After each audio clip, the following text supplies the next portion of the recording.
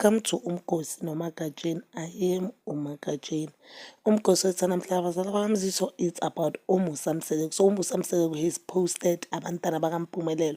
But laba babafana guys, already umkhulu has given abafana irresponsibility. We know that umacele complains ukuthi uMusa Mseleku ufuna uLwandle noMpumelelo baphile impilo yakhe not eyabo, and ngathi like uyachubeka ngalento yakho, and he is doing that to izukulu zakhe because uMusa Mseleku has posted uSingabakho, which is umntana kaMpumelelo Mseleku, and uTerelo noLubanzi, which is the second born kaMpumelelo Mseleku, novuyokazi. So he has posted that uLubanzi ufuna ukuthi he is hoping that uLubanzi will have a good seat, and we know that he means that he is expecting abantwana from uLubanzi. I know.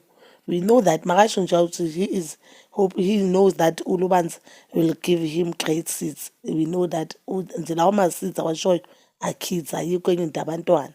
So kuSingabakho uthi uSingabakho kusho ukuthi ijoko la Singabakho is uniting the family. Cabanga into icake yena as umusi as umayeni wambuza ukuthi mawuhlula wena umuzi wakho thina sizawukhona kanjani.